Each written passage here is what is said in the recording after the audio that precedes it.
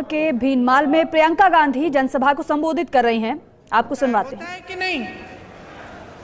अभी हाल में राजस्थान का चुनाव था। आप अशोक गहलोत जी की सरकार से खुश भी थे, हो सकता है थोड़ा सा शिकवा गिला भी था, इसीलिए आपने सरकार बदली कि नहीं? हाँ कि नहीं? तो देखिए, आपने सरकार बदली और क्या देखा कि जो स्कीमें आपके लिए अशोक जी ने शुरू की थी, जो 25 लाख की बीमा की स्वास्थ्य बीमा की स्कीम थी, उसको क्या हुआ? कौन बताएगा? बंद हो गई। आपको 25 लाख तक मुफ्त स्वास्थ्य की सुविधाएं मिल रही थी। आज क्या हालात है? आज मिल रही हैं? नहीं मिल रही हैं। आपको जो तमाम सुविधाएं मिल रही थी, आज लगभग उनको बंद किया गया है। और ये इसलिए है कि जो सरकार आपने अब चुनी है अपने प्रदेश में, वो सरकार आपके हित के लिए काम नहीं कर रही है। अब अगला चुनाव आया है, देश का, पूरे देश का चुनाव है, तो सोच समझ के अपना वोट दीजिएगा। आपने खुद अपने प्रदेश में देखा है कि जो आपके लिए अच्छा हो रहा था वो बंद कर दिया गया है। तो क्या पूरे देश में आप ऐसा चाहते हैं?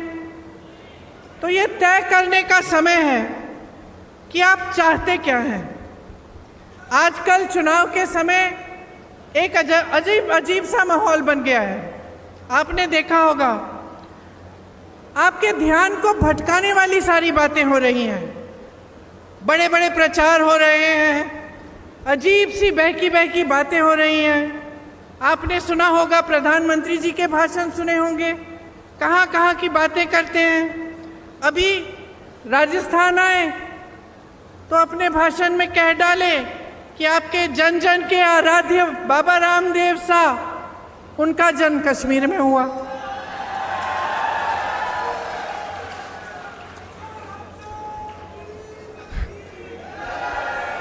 कभी वो अपनी झूठी वीरता दिखाते हैं, कभी शेखी मारनी होती है, कभी कबीरदास जी को गोरखनाथ जी से मिलवा लेते हैं अपने भाषण में, कभी गटर से गैस बनाते हैं, कभी बादल में मिसाइल छोड़ देते हैं, कभी मांस मछली की बात करते हैं, कभी ईमेल उस समय की बात करते हैं जब ईमेल था ही नहीं, उस जमाने की बात करते हैं कि मैंने तब ईमेल भेजा, कभी हवा में उड़ते हैं तो कभी समुंदर के नीचे चले जाते हैं। अब मैं आपसे एक सीधी सी बात पूछना चाहती हूँ, बहनों और भाइयों, आप दूर दूर से यहाँ आए हो एक नेता की बात सुनने के लिए। इन बातों से आपके जीवन का क्या मतलब है? बताइए, कोई मतलब है? मेरी बहनें यहाँ बैठी हैं, सबसे बड़ी आपकी समस्या आज क्या है? क्या है? महंगाई है।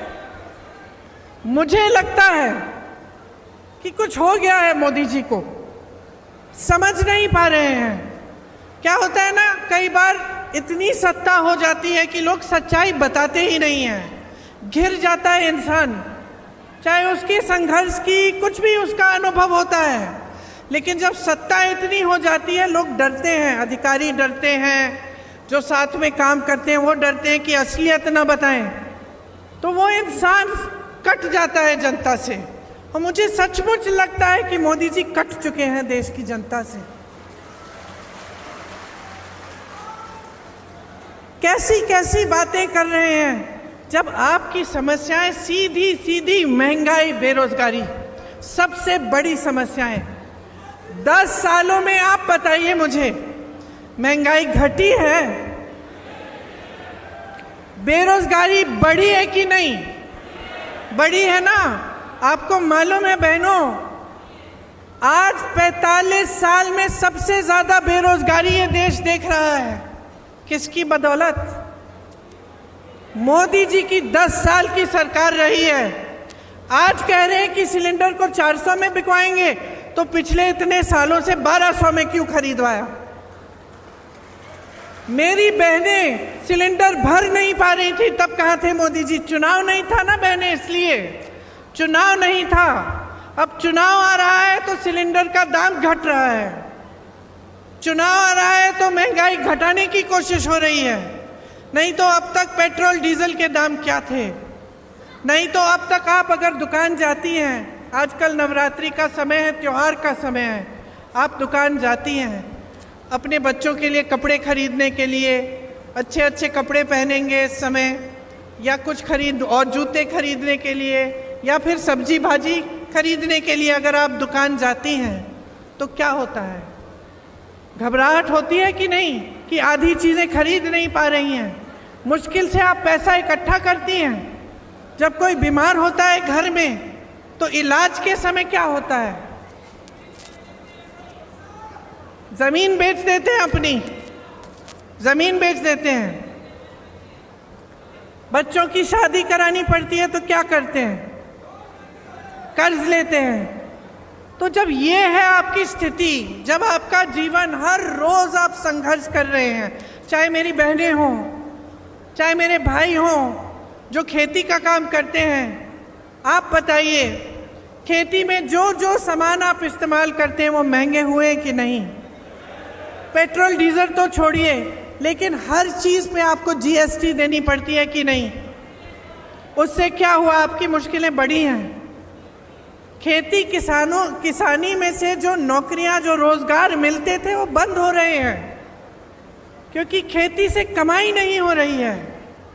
जो सामान आपको इस्तेमाल करने होते हैं, चाहे खाद हो चाहे कुछ भी हो, उस पर जीएसटी भर भर के आपकी कमर तोड़ी जा रही है। महंगाई से आप जूझ रहे हैं, आपकी कोई सुनवाई नहीं है। ऐसे कानून लाए थे ये लोग कि सिर्फ बड़े बड़े अरबपतियों के फायदे के कानून।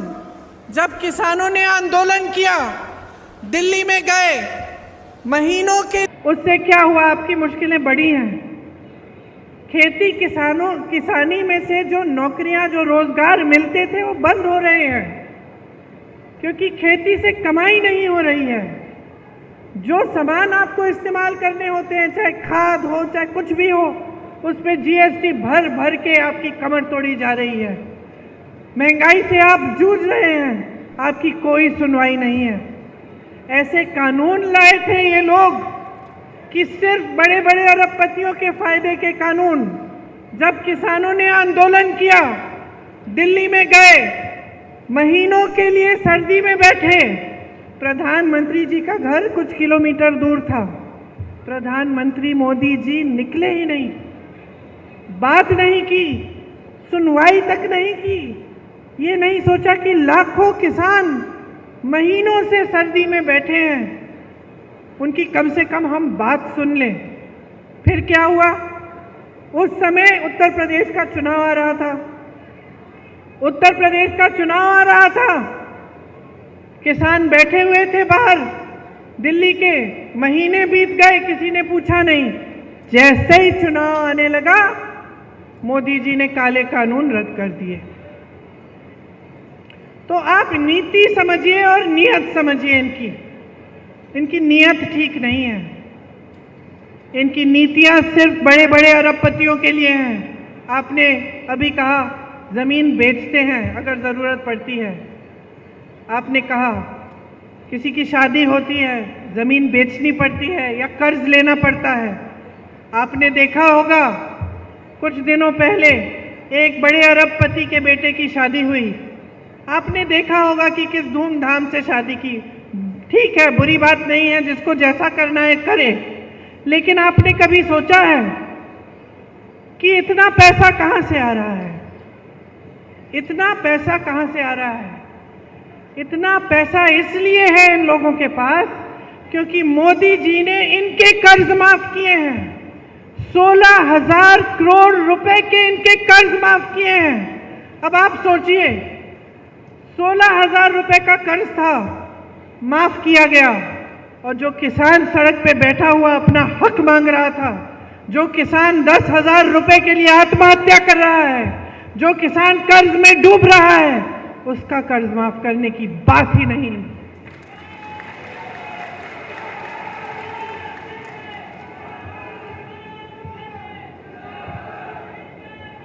आपको सिर्फ ये दिखाया जाता है पूरी मीडिया में, टीवी पे, आप फोन खोलेंगे तो फोन पे आपको यही दिखाई देता है कि देश आगे बढ़ रहा है, तरक्की हो रही है, सब बहुत खुशहाल हैं।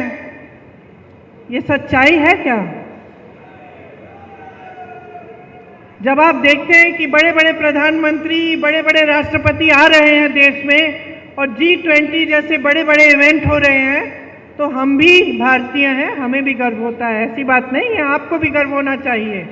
ठीक है, अच्छा है, लेकिन क्या इसका मतलब ये है कि इस देश की एक और असलियत नहीं है? इस देश की एक सच्चाई ये है कि इस देश का गरीब रोज सुबह शाम संघर्ष कर रहा है। इस देश की सच्चाई ये है कि आप जो यहाँ बैठे हैं, आपकी कहीं कोई सुनवाई नहीं हो रही है इस सरकार में।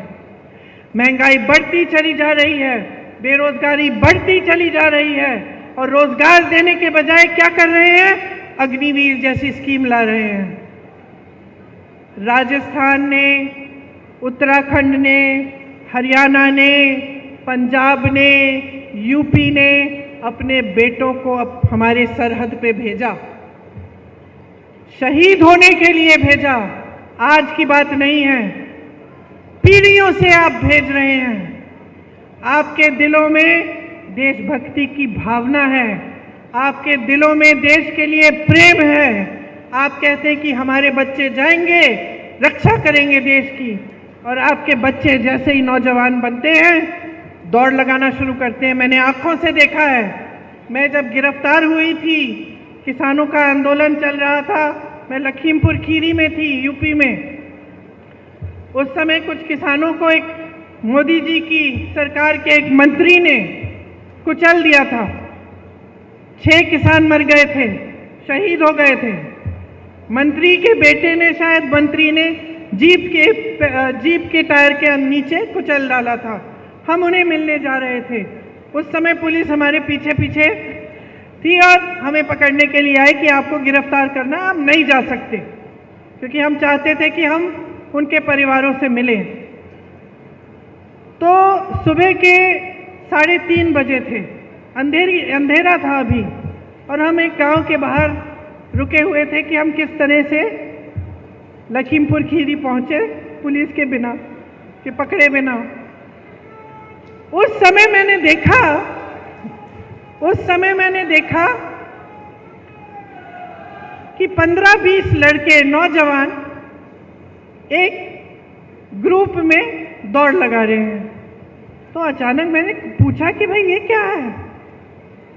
अभी तो रात हो रही है, सुबह हुई भी नहीं है, सूरज उगा भी नहीं है, ये बच्चे दौड़ लगाने किस लिए निकले हैं?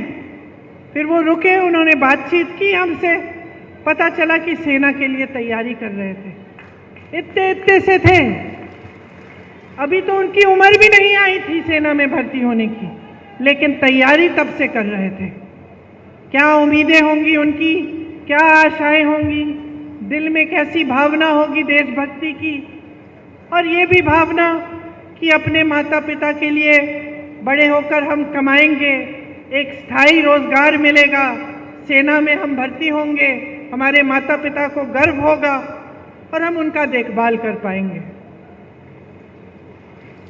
ये भावना ये मोदी जी समझ ही नहीं पा रहे हैं। जो अग्निवीर जैसी स्कीम निकालते हैं, वो ये भावना को समझ नहीं सकते। उन्होंने इन सब आशाओं को चूर चूर कर दिया, इन उम्मीदों को खत्म कर दिया।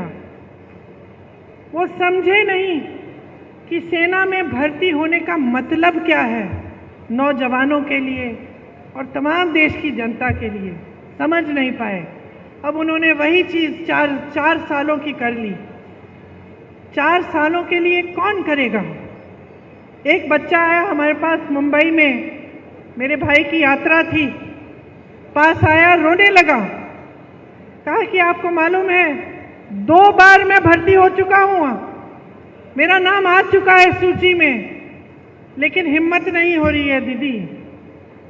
5 सालों के लिए हिम्मत नहीं हो रही है कि मैं ये काम करूं। पिताजी भी कह रहे हैं बेटा छोड़ दो, कोई फायदा नहीं है, 5 सालों के लिए तुम जाओगे, क्या पता क्या होगा, स्थायी तुम्हें रोजगार नहीं मिल रहा है। पूरे जीवन के लिए तुम कमा नहीं पाओगे, वापस आओगे तो क्या होगा। तो अब ये स्थिति हो गई है कि रोजगार बनाने के बजाय आप रोजगार घटा रहे हैं। खेती से रोजगार बनता था, आज खेती में कमाई नहीं बची। छोटे छोटे जो कारोबार थे, छोटे बिजनेस थे, जो यहाँ के इतने सारे व्यापारी हैं, आप रोजगार बनाते थे, आज आपकी मुश्किलें बढ़ गई हैं। जीएसटी से, नोटबंदी से, ऐसी नीतियों से जिससे आपकी भी कमर टूट रही है, जिससे आप खुद कमा नहीं पा रहे हैं। तो ये जो सरकार है ये आपके लिए नहीं चल रही है। देखिए, कांग्रेस पार्टी ने इस बार ये बात गहराई से समझी है। हम इस बात को समझे हैं कि पिछले 10 सालों के लिए मेरी बहनें आपके साथ अन्याय हो रहा है, मेरे भाई आपके साथ अन्याय हो रहा है, किसानों के साथ अन्याय हो रहा है, नौजवानों के साथ अन्याय हो रहा है, बहनें आपके साथ अन्याय हो रहा है। हम इस बात को गहराई से समझ रहे हैं।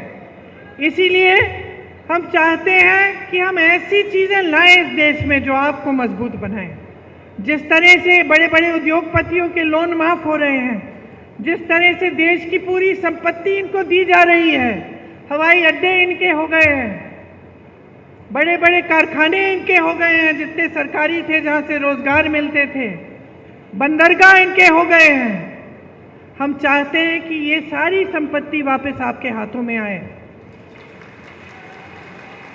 क्योंकि बहुत संघर्ष हो गया है और आप झूठों के बहुत शिकार हो गए हैं। आपको सिर्फ झूठ ही झूठ बताया जाता है, सच्चाई आपके सामने रखी ही नहीं जाती। हमारी इच्छा है और हमने ये घोषणा की है कि केंद्र में जो 30 लाख रोजगार खाली पड़े हुए हैं उन्हें हम भरेंगे।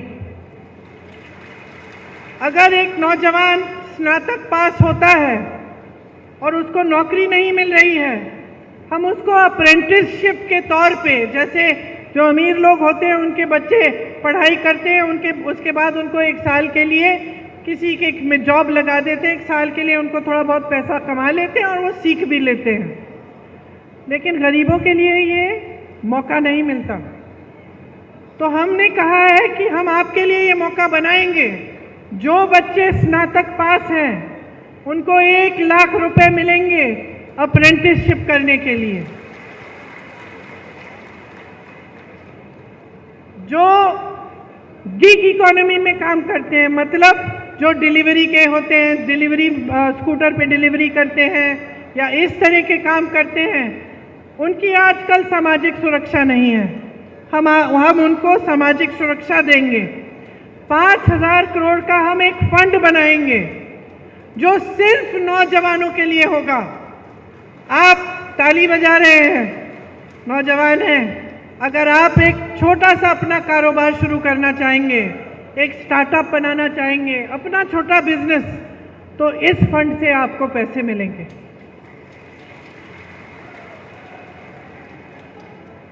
आपको मालूम है पेपर लीक की बड़ी समस्या है। गहलोत जी भी जानते हैं कि राजस्थान में भी पेपर लीक हुए थे और ये एक बड़ी समस्या पूरे देश में है, सिर्फ एक प्रदेश की समस्या नहीं है। और बहुत इसको रुकवाने की कोशिश चाहे कितना भी की होगी गहलोत जी ने, लेकिन फिर भी बार बार ये हो रहा था। और पूरे देश में ये एक सिलसिला बन गया है कि जहाँ जहाँ आप इम्तिहान दे रहे हैं रोजगार के लिए, वो पेपर लीक हो रहे हैं, उनमें घोटाले हो रहे हैं, 20-20 लाख के लिए नौकरियां बिक रही हैं। तो इसको रोकने के लिए हम पूरे देश भर में एक कानून लागू करेंगे और एक सख्त कानून होगा। एक जॉब कैलेंडर निकालेंगे। जॉब कैलेंडर का मतलब कि जिस दिन आपकी नियुक्ति। बस इतना ही, मिलते हैं फिर ऐसे ही बड़ी खबर के साथ। तब तक के लिए नमस्कार और देखते रहिए न्यूज़ जागरूक भारत।